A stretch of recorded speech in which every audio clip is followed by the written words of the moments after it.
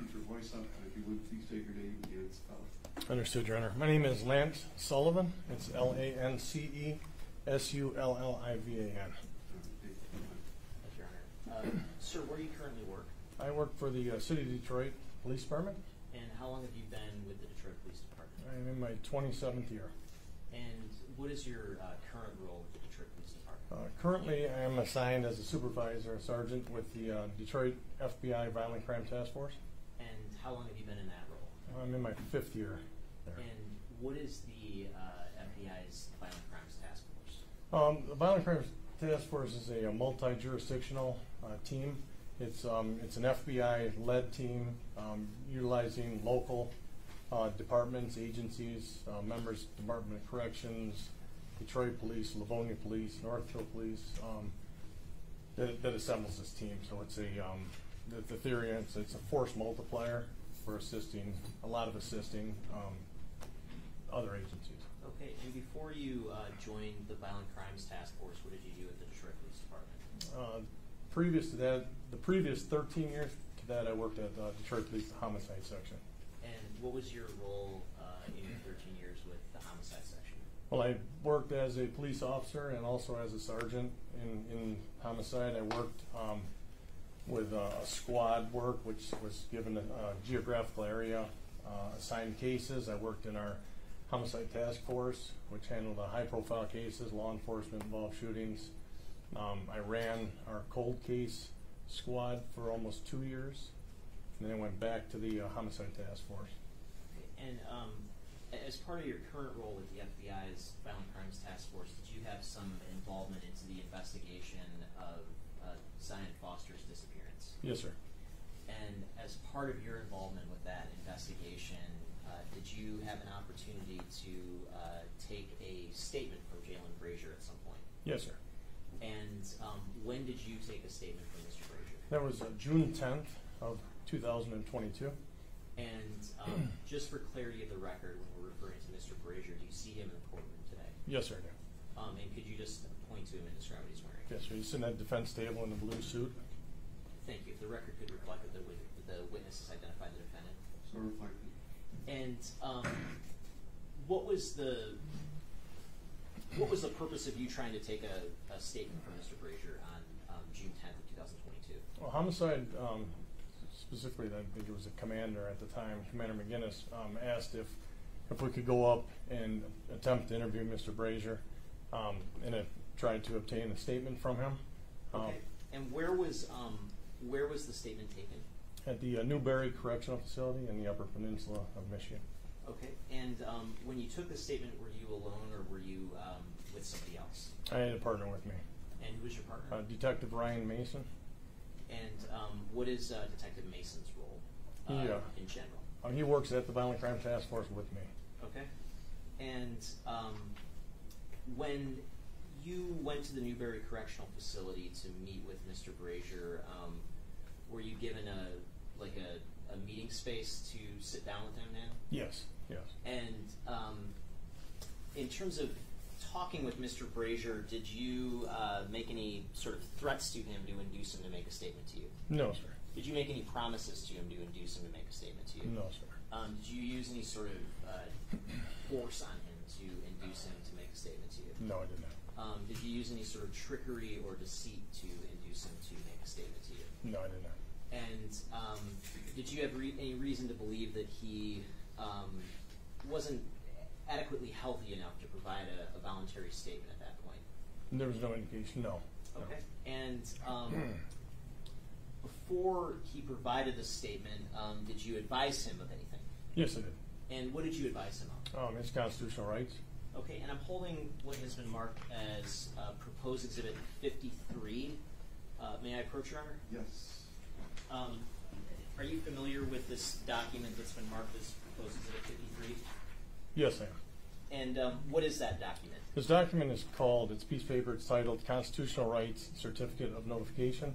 This is a standard rights form that the Detroit Police Department uses. Okay, and I know we've kind of gone over this a couple of times with other witnesses, but did you advise Mr. Brazier of his rights specific to that form? Yes, I did. And did he make any indication in writing or orally that he understood his rights? Yes, he did. And did he agree to speak with you? Yes. Okay. Your Honor, actually, let me ask. And that particular document, is that a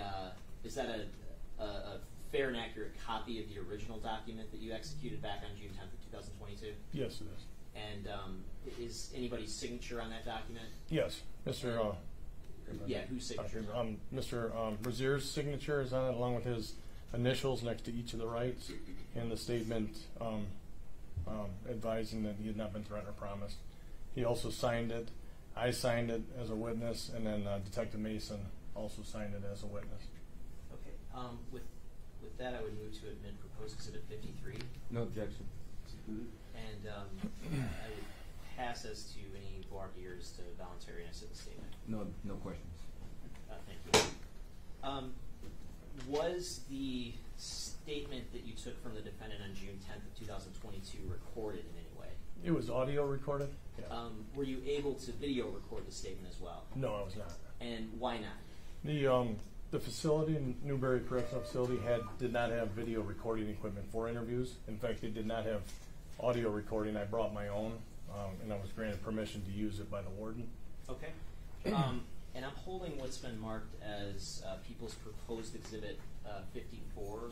Is it your understanding that this disc contains a copy of the recording of the statement that you took from defendant on June 10th of 2022? Yes, sir.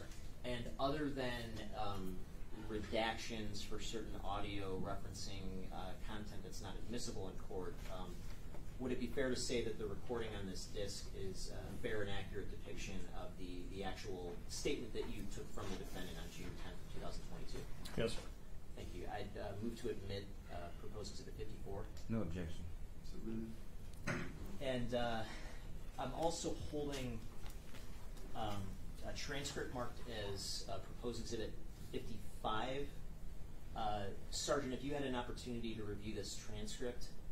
Yes. And again, other than redactions for certain content that would not be admissible in court, does this transcript, as far as you can tell, fairly and accurately depict the actual discussion that you had with the defendant back on June 10th of 2022? Yes, it does. Thank you. And I'd move to admit proposed exhibit 55. No objection. And may I publish proposed exhibit 54, Your Honor? Yes.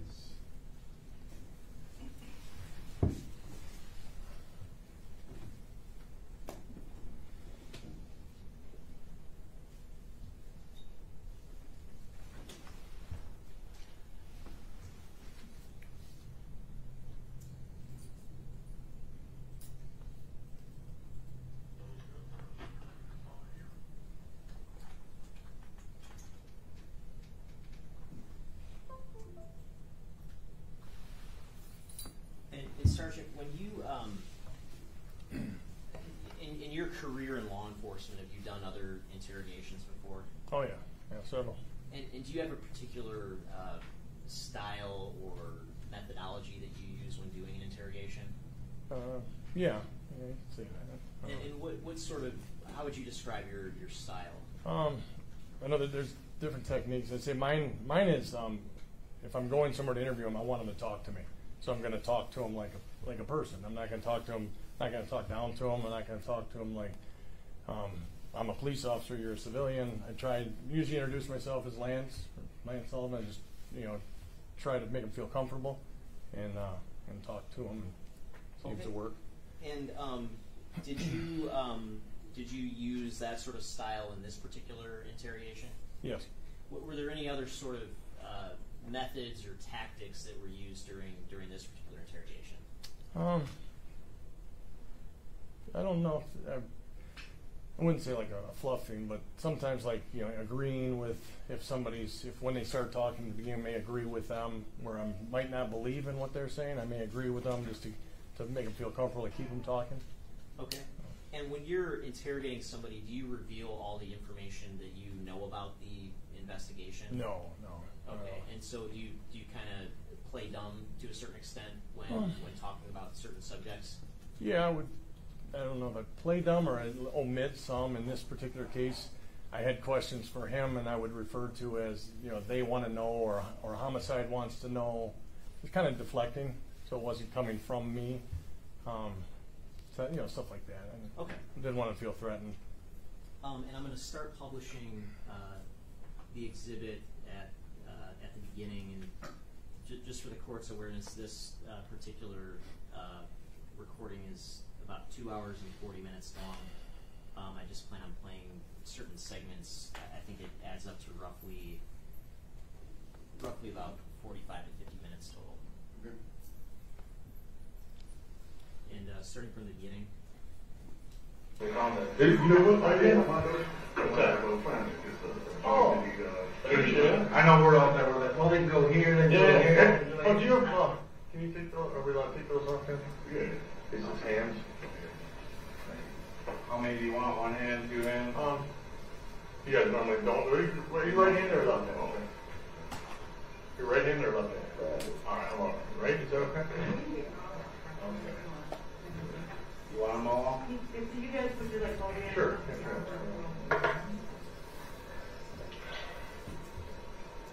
job. He's in control. Okay. Thank you.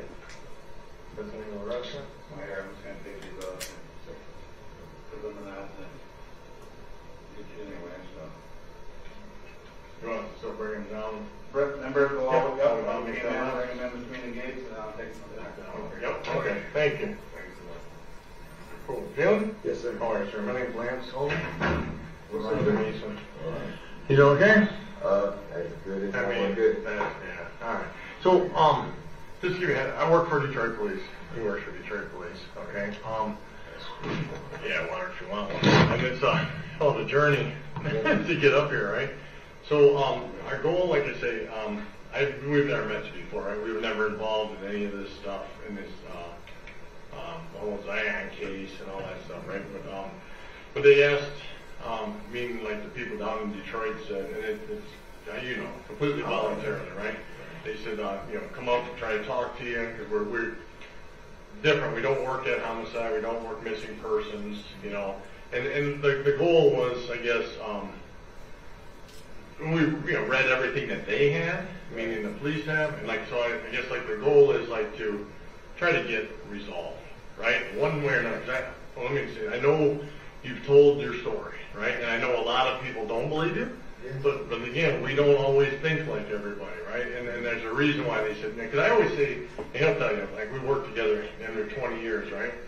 A lot of times I'll say, did you ask what if? And they're like, what do you mean, what if? What if they're telling the truth, right? I mean, I'm sorry. yeah. Like I said, I literally said everything that he said. During my sentencing pre-sentencing on the 16th and on the 30th, my official sentencing, there were blatant lies told, and on my sentence there was captions. The prosecutor saying that I fled from police and everything. I was like, I've never fled from police. I was like, again, how can I flee police if I don't know I'm being followed or monitored? I wasn't hiding or anything. There was a death threat on my pregnant fiance, so I'm cutting a baby out of her. And it'd be stupid for me to stay in a car that's on fire with me. So if we move somewhere safe. And the whole time I'm trying to make sure they're safe before I come and talk to fucking detectives and everything. So I told everybody I didn't do anything. I may have reacted wrong like a fucking idiot, but I didn't do anything. And a lie during my sentencing, when her mother was up there saying that, one, I never called her, I never even had her number, and then unknowing to her, the day that she popped up at my house unannounced with her ex-fiance, my cousin Anthony, I was on the way to go talk to Detective Ryan. I literally about to start my car, and they pull up unannounced and hand me these flyers. So it put me in a position of, okay, they're like, I was like, you have to think of all the possibilities of what could happen in that moment. Mm-hmm. My 1 and 2 year old at home, I have no guns. Before this situation, I was an average Joe and nobody. That's peaceful, you feel me? Right. You got to pop on and out. I don't know what's in your car, I don't know what he has. Later on, I find he had a crowbar. Who knows what else I have? So I had to react according to my situation. I get it.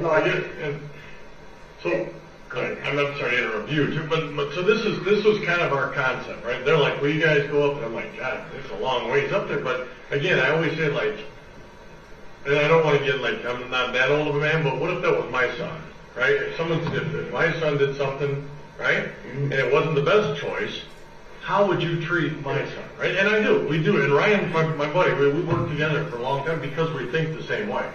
So I guess we said, something, we'll drive up there, we'll see what we can do, right? If we can sit down with you, if we can hear the story from you, right? There may be a few questions we have, a few things to fill in, but we'd be able to go back home and say, something, we're going to be the first ones to say, if it's believable, we believe him, right? Let's start the healing process, right? Because I never met her mother.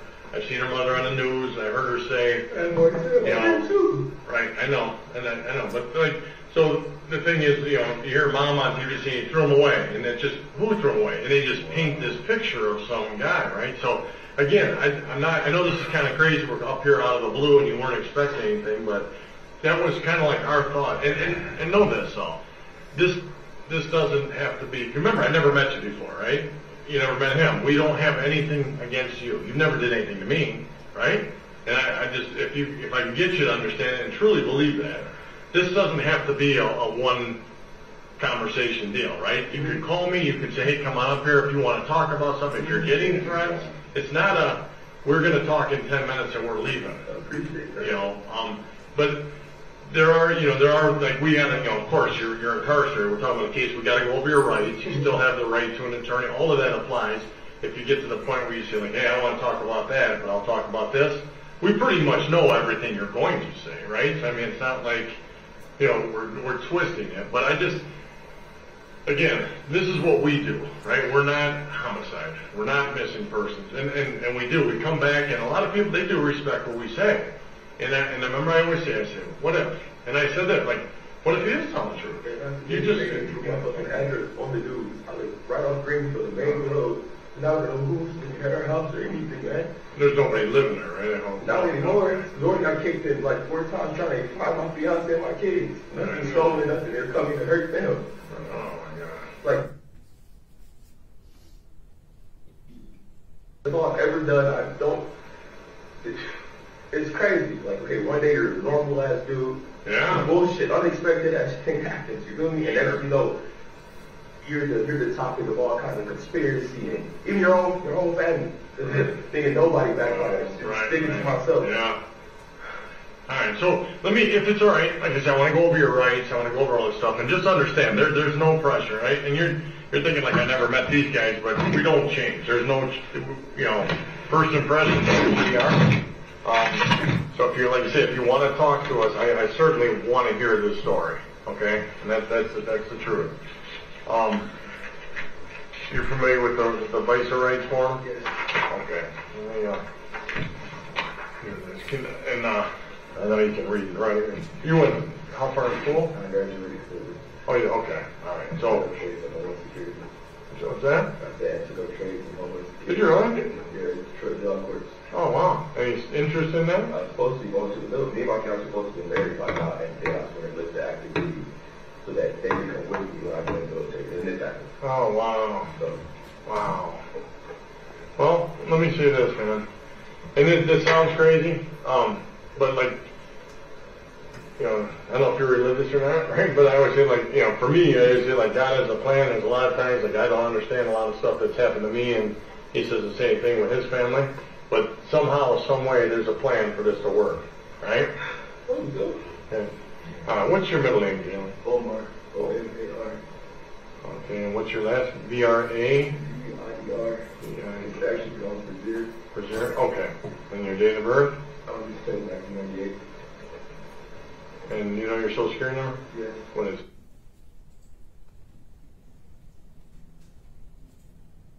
So if you do me a favor, and I'm sure you've seen these before, read these out loud to me.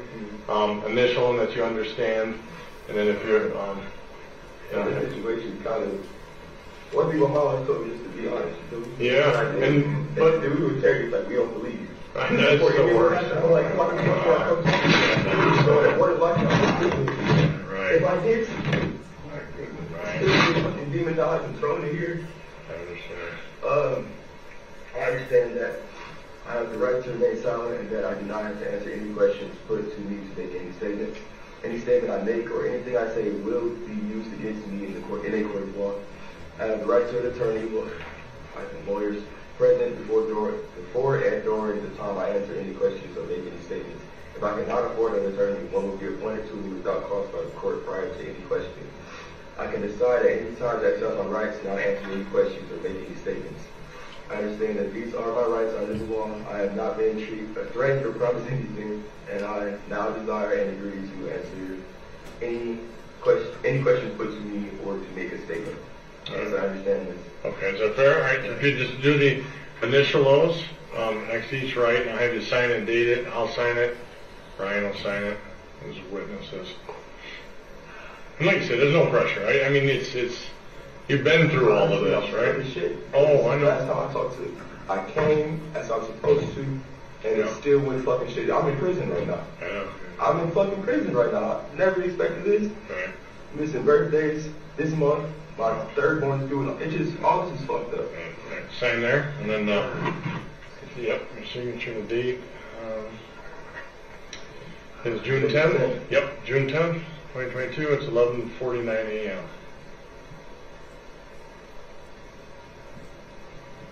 All right, and I'm gonna sign it, and I'll sign it. That's June 10th.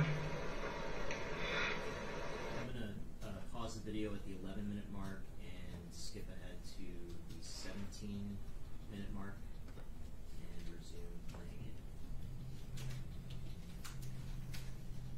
We will come talk to you. We'll make it work, right? I mean, so I guess, yeah, I know, and then again, if it gets tough, tell me, but, the time, but I guess I kind of just want to go back, to talk about Zion, or, I haven't heard anything about her other than the fact that she was missing, right? So, I mean, okay. Who is she to you? She is my cousin through marriage.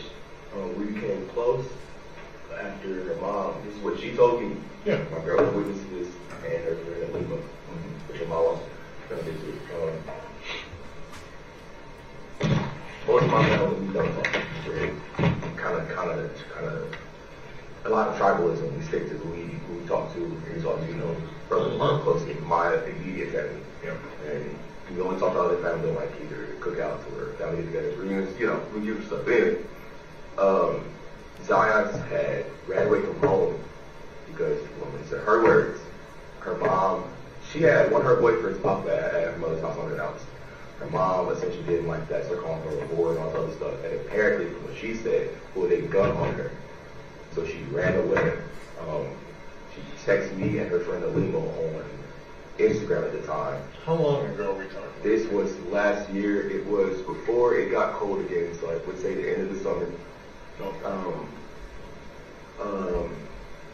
I came over for a day, and that's what she told me. Everything she wanted, because I was like, your mom put a gun on you. At first I didn't believe her. I'm like, okay. So she showed me more details. She told me everything that happened to her while she was younger. She said that for a while, for a whole year, she was getting raped, and her mom and everybody knew about this. And I also have went through some similar unfortunate happenings. And that was basically our bonding, the glue right there. So since then, I was just, if you need anything, I got you. Maybe I got you. That night she cried, and it was everything she had went through was way more than I could have expected. So I had to call her dad, who lived in Chicago at the time. From what she told me. After that, she left to stay with her friend Alima, and she was keeping contact with me on our phone. I had an iPhone at the time. Where was Alima? Was she out of state? Alima stays on the east side. I forget the address, but it's on the east side for sure. She would text her number. She used to email, and she said she was talking to some detective through email because her mom put out a missing persons or something. I'm not sure, but this is just what she told me. This is all like the year, this is right before it got cold maybe again. 4 or 5 months before New Year's. Okay, and this is when you really got close to her. Yeah. You knew her though. Yeah, of course I knew her. Okay, but it We wasn't. never talked or never kicked it because at one point when the Texas came back, the whole patch of entire my whole family just did. You did? Yeah, You we went to Texas? went to Texas in 2010 and came back in 2016. And that's why I came back when he got job corps graduated. Started having babies. Anyway, back to topic. Yeah. Alima, yeah, Alima. She was staying with her for a minute. And I'm pretty sure y'all can look all this up with phone records from her number. Unless she used an email or something, I don't know. Then she would be with her grandmother who lives close to my house, going down Greenfield, at some home, senior home, I don't know. It might be apartment or senior home. After that, we would talk this off and on every once in a while. And this happens.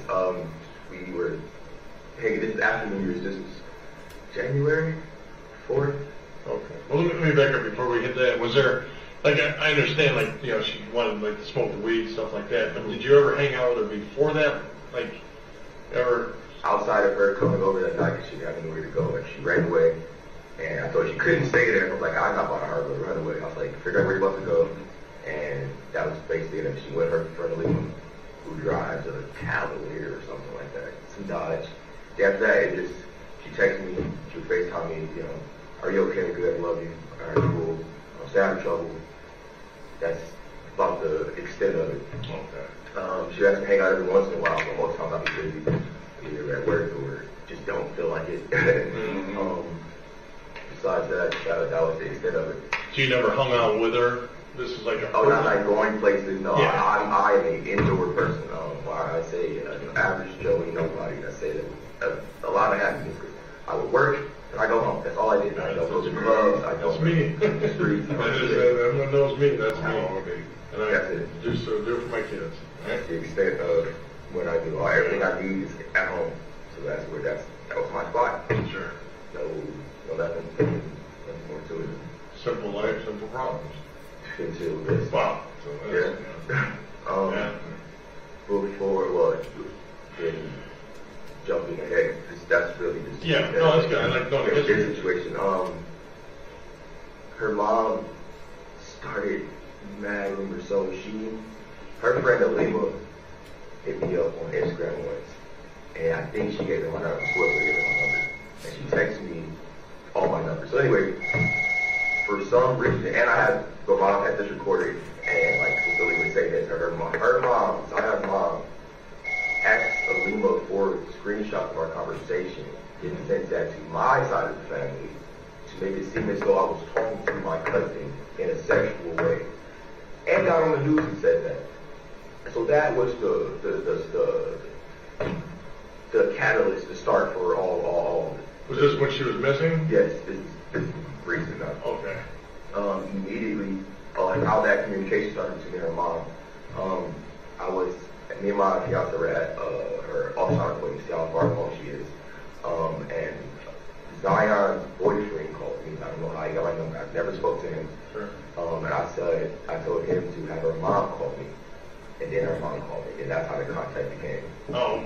And this was after? Yes. All right. So if we can, let's back up and go like through that night, okay. If you can. So she never came over to smoke weed before? It's like the first time? We smoked like probably once before that. I would say the exact date, I would not know. But once within weeks, months? Months, definitely. Months. I don't smoke occasionally. Okay. I actually started smoking because I had my seizures. Oh, really? My seizures. Oh, okay. And all my weed is legal from the. And I'm going to stop recording at 23:55. At this point, was there some reference made by the defendant as to why he smoked marijuana? Yes. And what was that reason He given? said he started smoking because he had seizures. Okay. Never seen the video at 23:55. Any shady business at all. Right. So yeah, this is after New Year's. She texted me Happy New Year's, Happy New Year's. You want to hang out? I was like, cool, yeah, why not? I told everybody, I have my own weed. She brought her own weed. That's the extent of what I know. We were chilling. I ate some pizza rolls. She had a pop tart. It was just a normal day, chilling, watching YouTube. About an hour 30 went by. Previously to this, she was saying that she was feeling tired. And I'm like, okay, that's a normal thing with marijuana. When you feel tired or hungry, okay, cool, whatever. Not big deal. I get up to go give me some Kool-Aid flavors. The red one, either cherry or strawberry. Kool-Aid, come back, sit down. Finish my cup, at least 30 minutes go by. Okay, it's time for me to take you back home. hurt, boom, right onto the floor, straight like that, and that's the start of my nightmare. Straight up, right there, that's the start of it.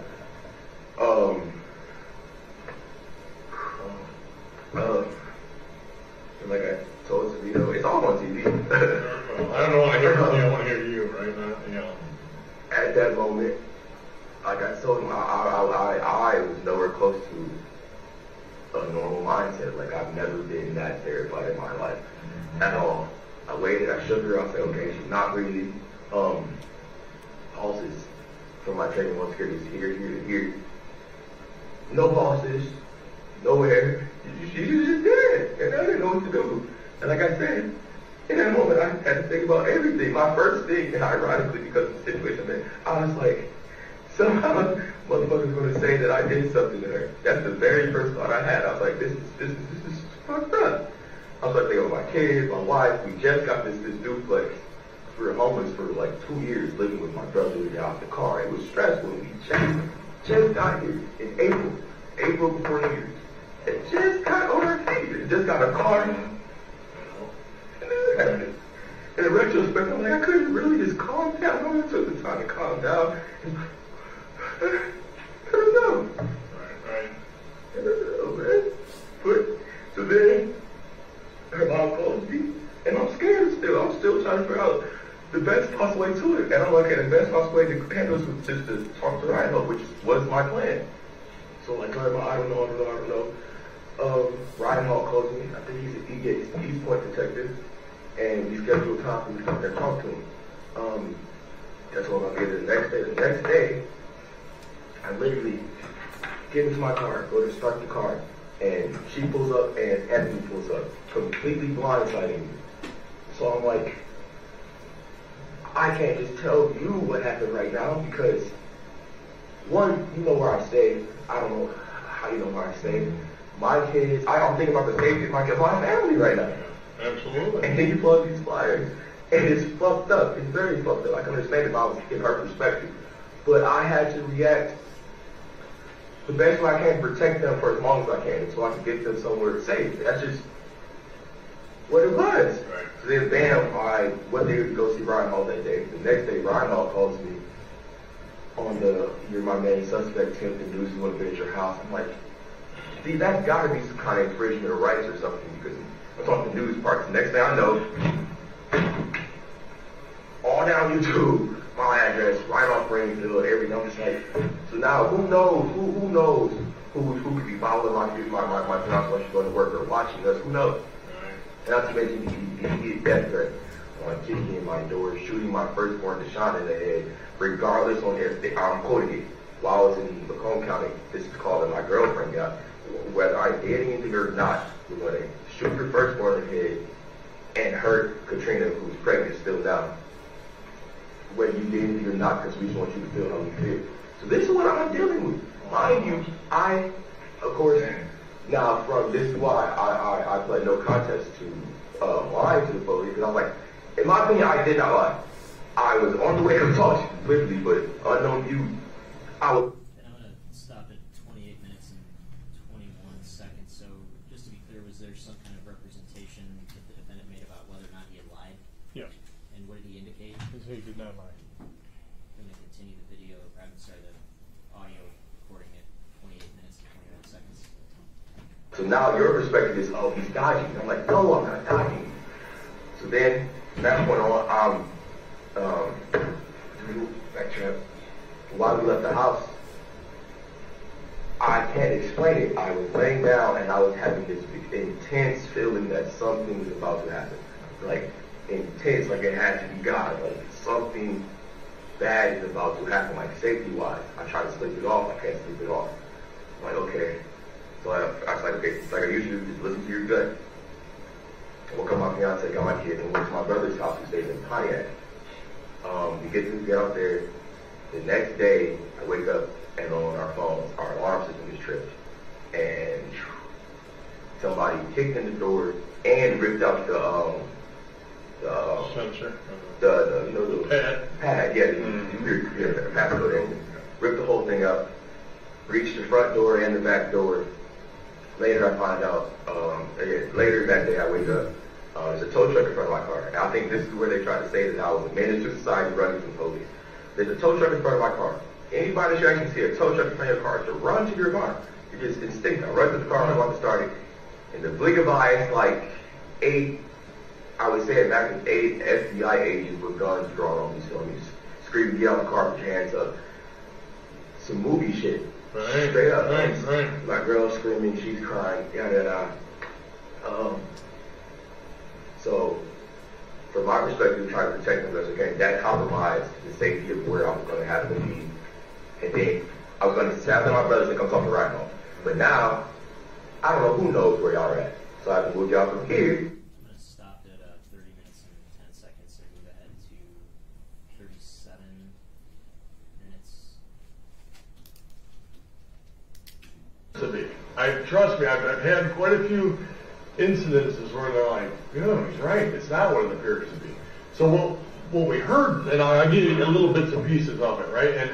And part of it is like, the police concentrate on like timelines, right? So we want to get a timeline. If someone says something. And alleges, when Ryan was talking to me, and then when I got my first court appointed, Ryan Hall was asking me all types of shit.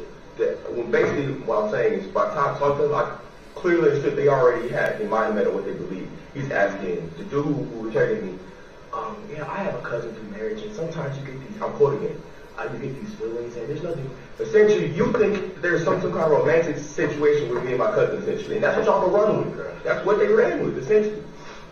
Then I get to county, and my court appointed Timothy Downey, he comes to me, he's like, well, they said they presented you with evidence of this, that, and I was like, no, none of that ever happened. I came to y'all like a civilized human being and told y'all what happened. Literally, that's it. So, basically, from my perspective, I was like, okay, well, the narrative is written. That's just how it's felt since then. Right. No matter what I say. Wow. Literally. Even though everything I told y'all is true. And there's no more to it. There's not. Right. All right. And that's kind of like, so now you have an idea of what I'm being fed. We're being fed, right? So it's like, okay, well, now I guess, and then they key on every single thing, right? Like, when he said this, said that, he said A, and then he said and, right? Not literally, right? But it gets to be that. So the whole LSD thing came up. Mm-hmm. And then, you tell me. Yes, like, I've tried psychedelics. I did it for spiritual reasons. I don't sell psychedelics. I don't know what the assumption is. He asked me, I honestly asked, I tried psychedelics, I tried LSD. I was told like you guys both had a hit that night? Is that, you tell me, use your words. All I'm saying is I'm telling you what I'm being told, right? Yep, and I want to get the truth. I want to know what the hell's going on here. And you talked to me, he kept pressuring me for something to say. Who was this now? The dude who was interrogating me. It wasn't Ryan Holmes. It was a different dude. I don't know his name. What was the setting? Was he with Ryan Hall? No. Did he talk to him by himself? He was talking to me. He was talking to me by himself. White guy, black guy? White guy, blue eyes. He was asking me how I would assume, from my perspective, is manipulative ass questions. He asked me the first question he asked me, have I ever hurt anybody I love? Yes. Remembering my fiance, we've been in arguments before. Obviously, that's what I'm thinking about. But flips it. At that point, I just. Was he a big guy? Have a portly, big belly? Well, your build with a belly. Oh, big belly. See the difference, though. Yeah, I tried acid. And that was that. Now you said something about depression. Did you tell him something that one? Yeah, I started trying to come with shit to get up off. I was like, he's like, his exact wording was, did she have anything with her, or could she have touched anything? And I was like, I don't know. Only thing else that I had was LSD. He goes, my memory is lost. He goes, oh, well, if you were under the influence of acid, that wasn't you that hurt her. I was like, I never said I hurt anybody. I'm answering your questions. And that's why I started talking to him, like, you're trying to box me into something I'm not saying. And all right. Okay. And so the version that I heard was like, was that like, well, I left that out, about the LSD, but yeah, we both took a hit of LSD, and it must have hit her different, or hit her wrong. Bullshit. Yeah. Did you say it bullshit Oh, to yeah. him? Or did he, I'm saying he's telling me that, I'm just trying to say, is he telling me bullshit, like it didn't say, or did you tell him That's that? why I told him, Okay. if I feel pressure to just throw something out there. Before I did not mention that I tried to ask it for any guys to throw him out the lead, but I just want to stop talking. And I'm stopping at 41 minutes and 31 seconds. Near this point, it sounded like you summarized a prior statement about LSD. Is that correct? Yes. And what was the defendant's response to that? I'm kind of confused. That he told. What did he tell you about that prior statement?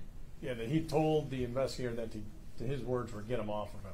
You know, that it wasn't true. Okay. He did not take. Did he use a specific phrase to describe what he had said previously? Yeah, I Rhymes didn't. with bullshit. Yeah, That's I think leading. it maybe. I'm sorry. That's leading. I didn't. This is the- Yeah, I didn't catch it. Let's go back. Play it in again. Let's go back in the audio a second. Let's start at 4:25. Anything with her, or could she have touched anything? And I was like, I don't know. Only thing else that I had was LSD. He goes, my memory's Lit up lost. like- He goes, oh, well, if you were under the influence of acid, that wasn't you that hurt her. I was like, I never said I hurt anybody. I'm answering your questions. And that's why I started talking to him. Like, you're trying to box me into something I'm not saying. And Alright, okay. So the version that I heard was like,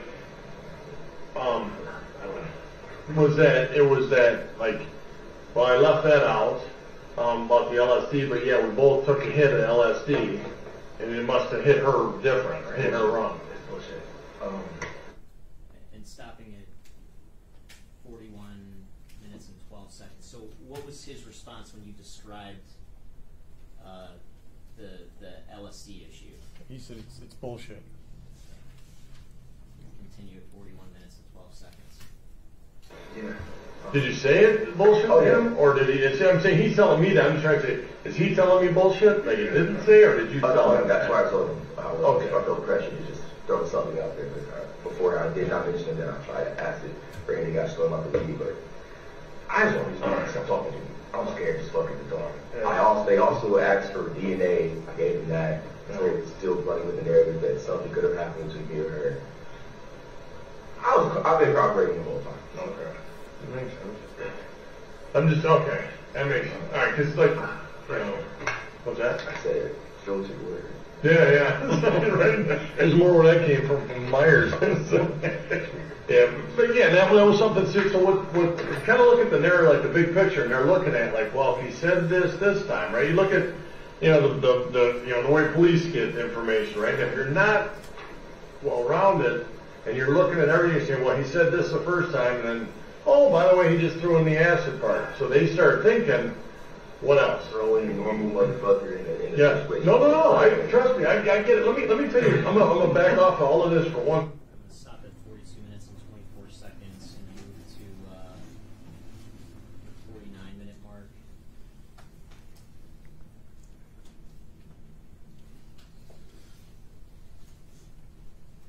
You know, if I didn't care, or if I didn't, you know, put that extra into it, you know, so I understand where you're coming from about the LSD part. I mean, that makes sense, right? Because, so I'll be honest, as soon as you said that, what they do, they started combing through records, right? Did he ever buy it? Did we see anything in his record on his Facebook? Did he sell it? He asked me about an OnlyFans account, which was completely out of left field. I told him no, because I didn't understand what the question was. But me and my girl were freaky. We were doing some freaky shit. Mm-hmm. I was like, those are the type of out of the blue questions that have shit to do with the situation, which is made me uncomfortable. I'm like, what are you getting at here? And yeah, I'm here. I'm here now. I've been honest this whole time. I don't have anywhere. My only fear is the situation getting worse for me because that's all I see. And that's, well, and that's why we kind of like, certainly, they brought it up and we were certainly willing to come up. And I'm like, let me hold on a second. Let's see, because the theory is this.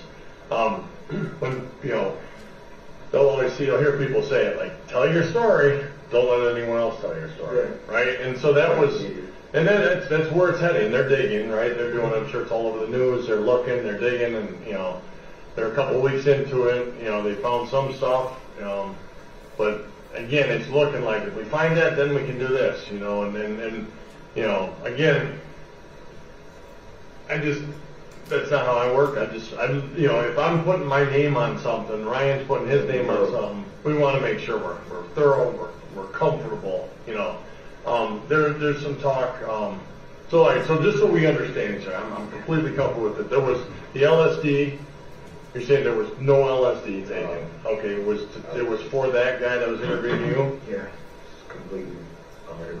Okay, so that night when you were with her, it was just... I had my own weed from Liz, the dispensary in Ferndale. I have no idea where she gets it from. Okay, did you guys mix your weed or something? Never. Okay, because I heard that. Again, I'm glad I heard this, because when your understanding you guys mixed the weed... No, I have my weed in my jar, which I told the detective where it was. Do whatever forensics, whatever checks supposed to do. Do you know if she had any weed left over, or something they could have tested of her? Did they get any weed? I have no idea. They didn't tell me anything. Okay. I told him I told him, man, I don't know. That's that. Okay. Whatever. The only weapons in my house is a gardening machete and a pocket knife. So Right. I was pretty sure from what they believed happened, they would have looked at that, seen there's nothing there. I honestly assumed that with whatever you could have found in my house would only prove that I did not do it. Sure. I told y'all it would have been insane to come to y'all regardless what happened. Like, that's my only defense. No, What the fuck did I come to people? I know what your job is. Most of you, all of you at least, do all your job thoroughly. It's your job for a reason, you feel me? Right, yeah. And that we did it too, right? So when I'm coming to you and I'm telling you, I don't believe you. This is the narrative that we're going with, and we're hearing about this, and have you ever heard anybody you love after asking me when have me and my fiance got into it? You can't say that's not manipulative, like literally. Right. And mind you, I've told everyone I met, I don't know what the fuck's going on. Truly, I've never had to get a lawyer, never been in any. This is the most real life to movie shit I've ever experienced in my life. Yeah. Like I told my lawyer, that's how I'm a normal Joe at home. Damn this. My track record, stupid ass deaths, and I've been cool. What kind of stuff? Fucking. I'm going to stop at 53 minutes, and Judge, the next chunk is a little bit longer, so. Okay, yeah, it's 3:58, so this is a good time to break. Realize, ladies and gentlemen, you've been a sort of